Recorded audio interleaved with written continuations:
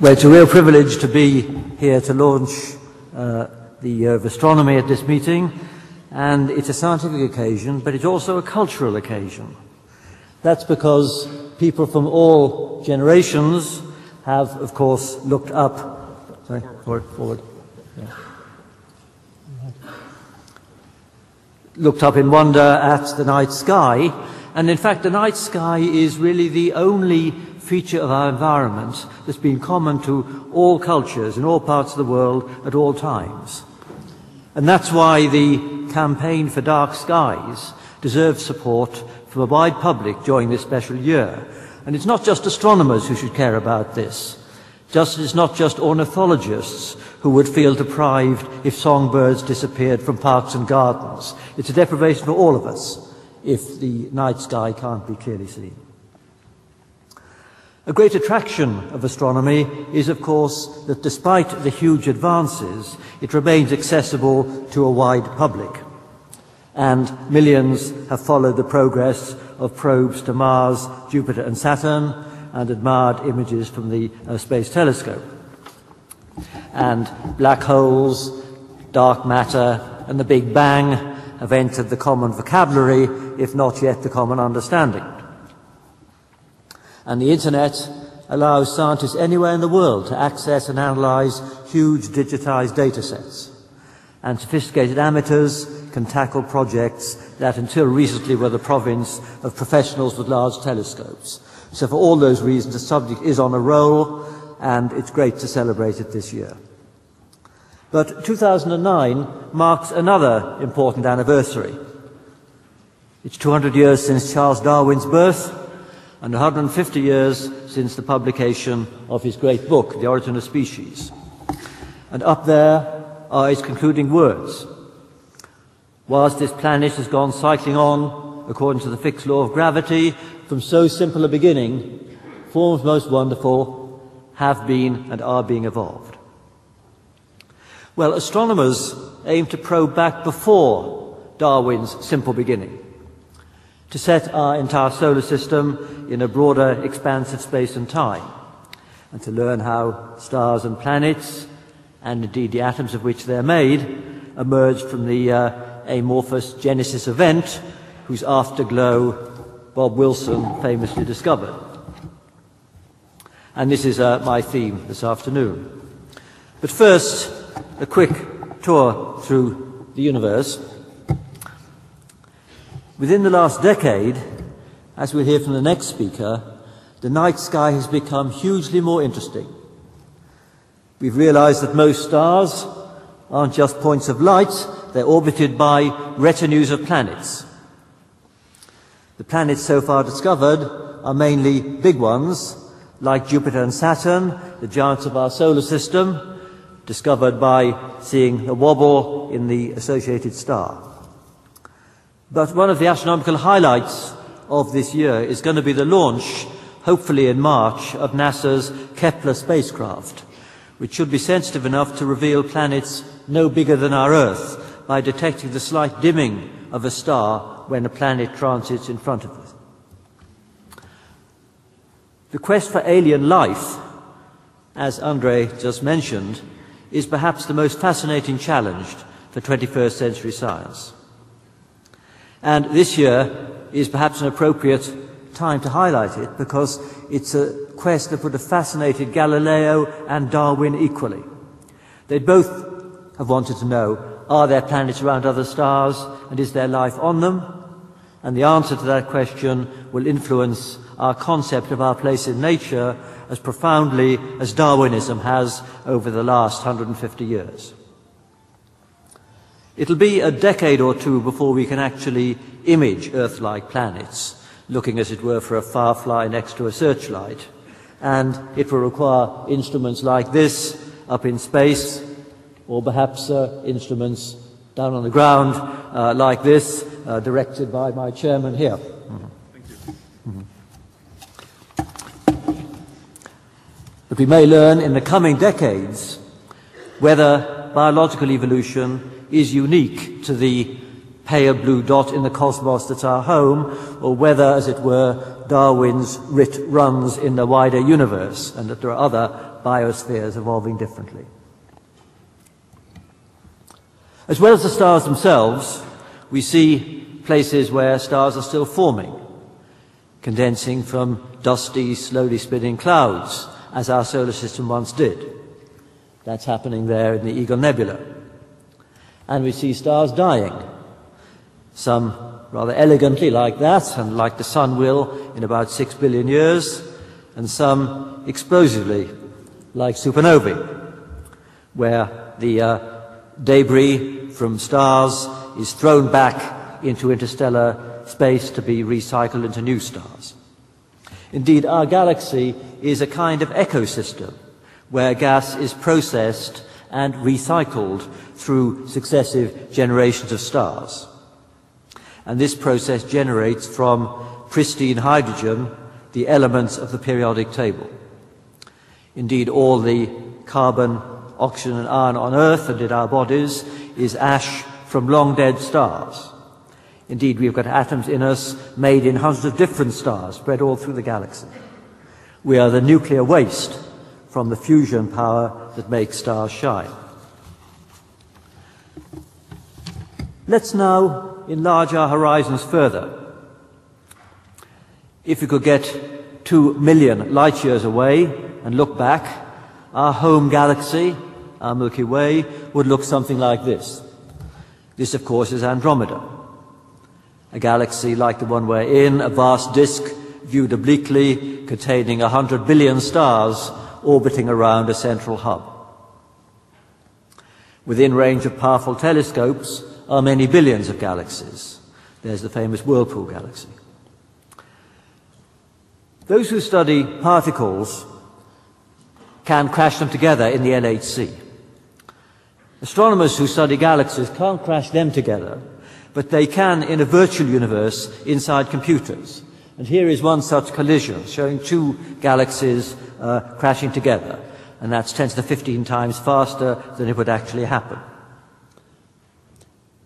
We can then look in the sky and see pairs of galaxies like that and have some confidence we understand what's going on there. And that's the way in which we can gain confidence that we understand galaxies, by doing simulations and comparing the outcome of those simulations with what we see in our sky, and thereby testing our interpretations. We can, of course, now look very far back with our telescopes. Each faint smudge of light in this picture is actually an entire galaxy, appearing so small and faint because of the huge distance. The light from some of these galaxies set out 10 billion years ago. They're being viewed when they've only recently formed. Some consist mainly of glowing diffuse gas that hasn't yet turned into stars. When we look at Andromeda, we think maybe there are some astronomers on Andromeda looking back at us. Maybe there are. But there surely aren't on these very distant galaxies, because they're being seen at a stage when nuclear fusion hasn't made enough silicon, carbon and iron to make planets, so there are no planets around any of their stars and scant chance of life. What happened before any galaxies formed, if you look still further back than that picture?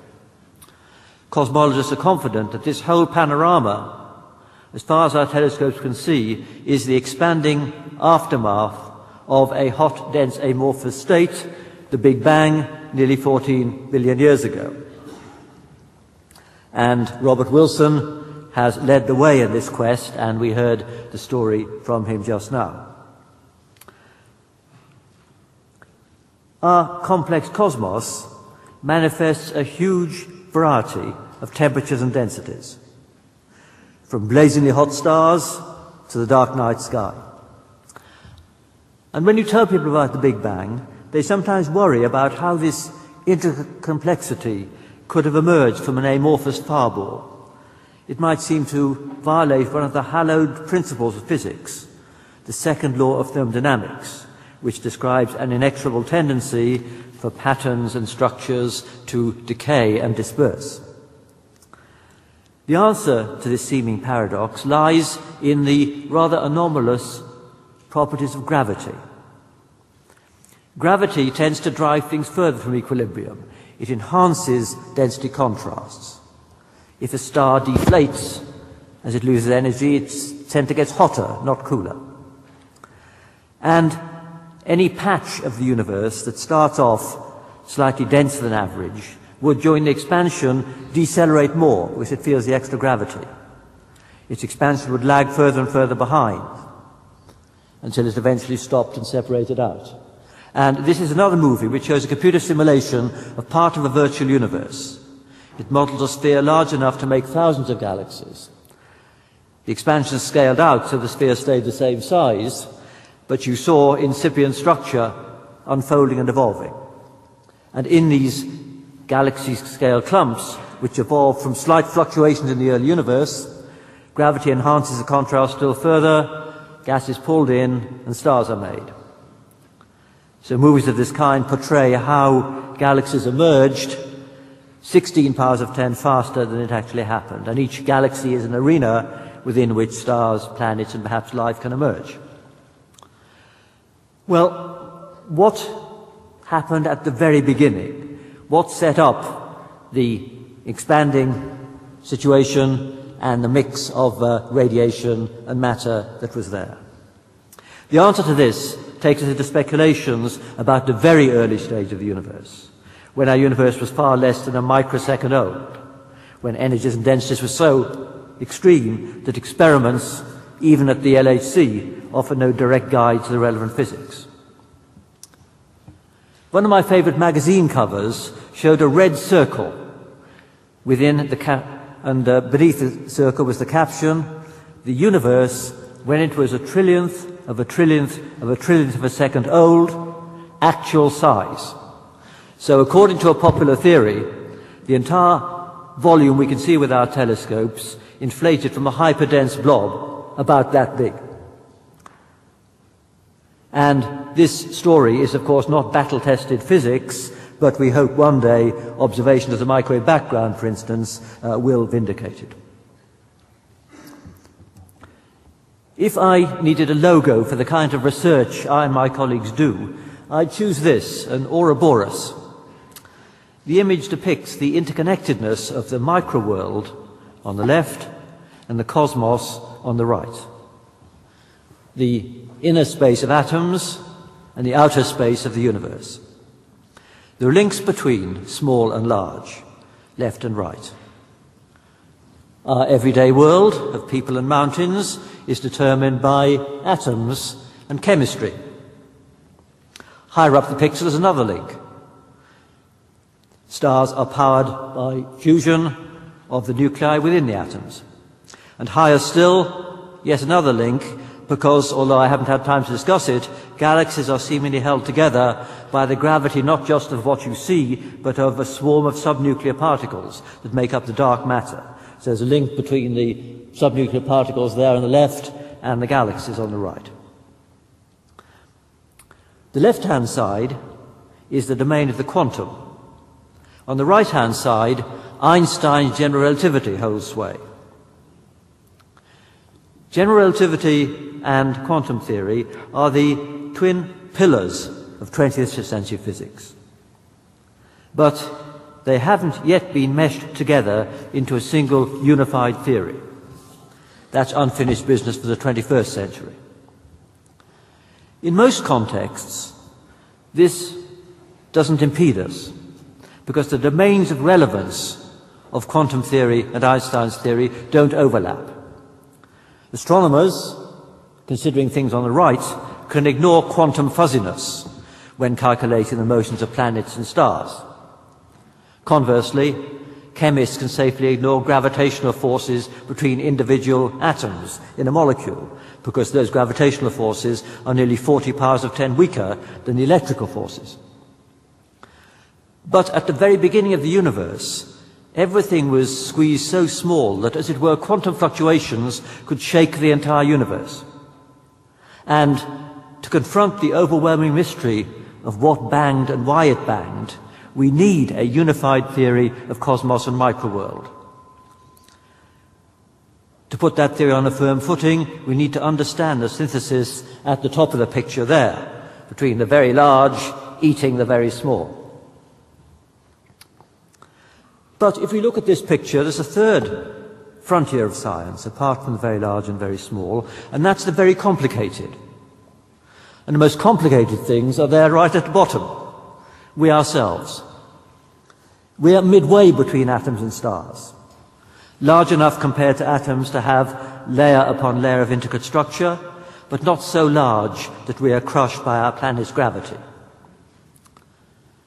To understand ourselves in this intermediate scale, we must understand the atoms we're made of, but we must also understand the stars that made those atoms. So we need to understand this entire picture to make complete sense of ourselves. Back now to the very beginning.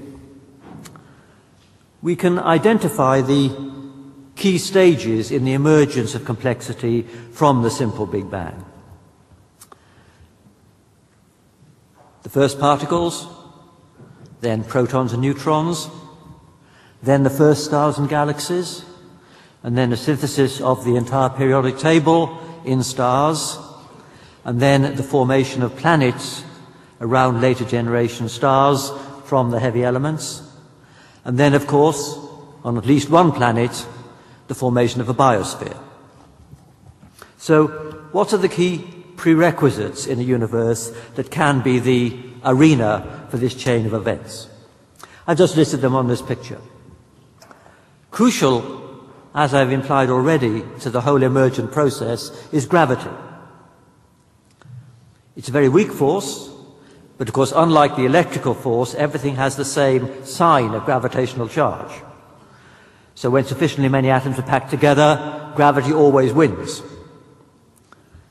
It's unimportant for an asteroid-sized lump, but it makes planets round, and any object much more massive than Jupiter is squeezed to make a star. So gravity is crucial. Another requirement for a biosphere is that chemistry should be non-trivial. This requires that we mustn't just have hydrogen.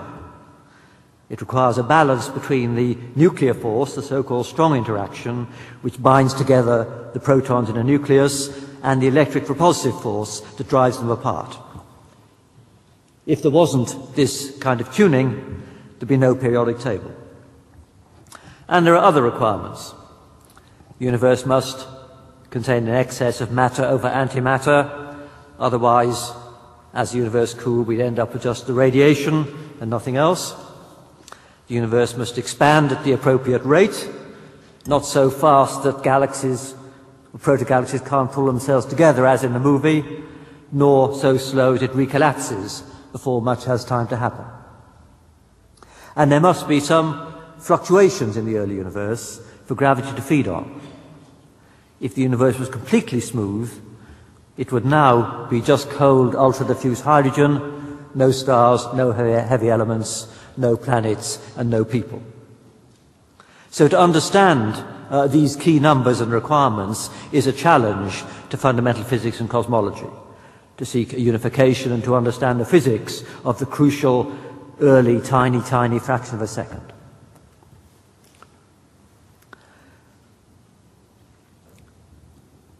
A journalist early today asked me a question: is there anything special that astronomers can provide as insights for humanity or for philosophy? Well, one thing we can do, obviously, is to set our home planet in this vast cosmic context. This huge domain extending, as far as we can see, 10 billion light years, and in many people's theories, extending far, far further still. So we are a tiny region in a huge universe. But a more distinctive thing we can offer, in my view, is an awareness of an immense future as well as an immense past. The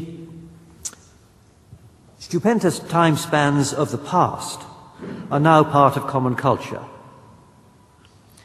We know or those outside creationist circles know that we are the outcome of more than 4 billion years of evolution.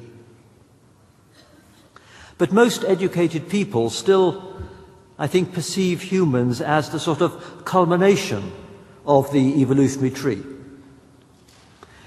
But that hardly seems credible. As this time-lapse illustrates, our Sun formed 4.5 billion years ago, but it's got about 6 billion more years before the fuel runs out.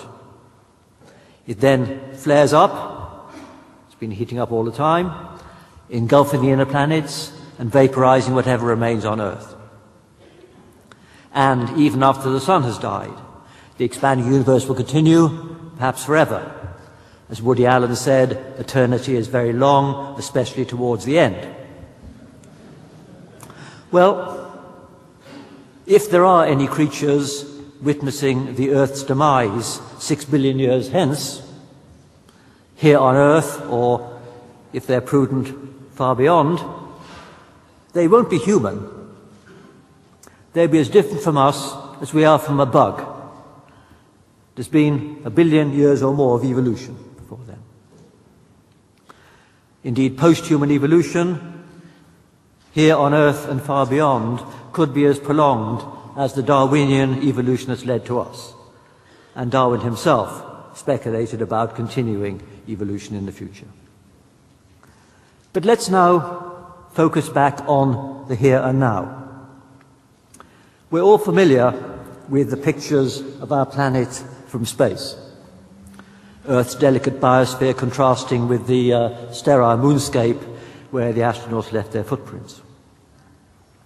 We've had this picture for 40 years. But suppose some aliens had been watching our planet for its entire history. What would they have seen?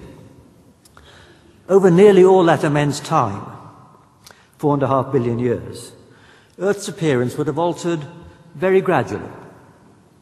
The continents drifted, the ice cover waxed and waned, successive species emerged, evolved, and became extinct. But in just a tiny sliver of the Earth's history, the last millionth part, just a few thousand years, the patterns of vegetation altered much faster than ever before. This signaled the start of agriculture, and the pace of change then accelerated as human populations rose and industry started. Then there were other changes, even more abrupt. Within 50 years, 10 to the minus 8 of the Earth's lifetime, the carbon dioxide in the atmosphere began to rise in a way it hadn't done for at least 1 million years.